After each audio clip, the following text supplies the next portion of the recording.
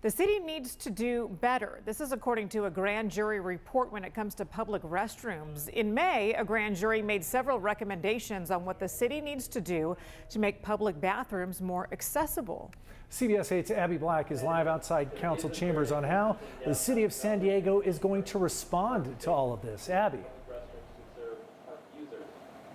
Carlo and Heather, in just the last 10 minutes, the City Council started discussing the recommendations that the grand jury made. There are 8 recommendations and findings.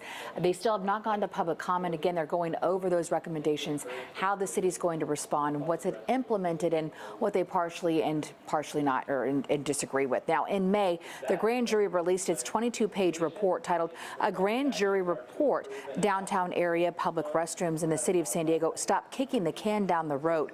The city draft response agrees with many of the recommendations and says it's already expanding 24/7 restrooms and hand washing stations. The main goal is to prevent the spread of hepatitis A among people experiencing homelessness, but it's also to provide more restroom for visitors, workers, and residents. One of the recommendations the city says that it's doing is making an online map of the bathrooms and hand washing stations in Spanish and English. But in the works is placing the maps throughout downtown. The mayor's goal is to have bathrooms within a 5-minute walk, but that's still being explored. Now, there's not a price tag attached to the recommendations, but Council President Sean Elo Rivero says that they can save money when negotiating with private developers to build public bathrooms that are clean and secure and open for anyone to use. The cost of maintenance has been a reason why the city has either closed restrooms in the past or not opened more. My office and again, don't think that that's a reason not to have restrooms open. And we need to make sure that they're not only open, but they're accessible. And by accessible, we mean some place that someone would feel comfortable using.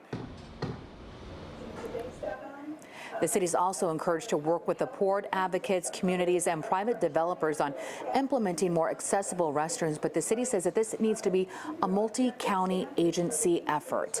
Now, after the extension was granted, the city now has until November 10th to respond. Abby, when people hear grand jury, sometimes they think it means it has to be associated with a criminal proceeding, but this is different. What's the purpose of this grand jury and the report they provide, and then what happens? Well, once the grand jury releases its report, then the city has 90 days to respond. But in this case, they did ask for an extension and they got one, and that's why it's now due on November 10th. It's really mainly to hold county governments and city governments accountable, where they can find ways that are they operating more efficiently and effectively, and they also respond to written complaints as well.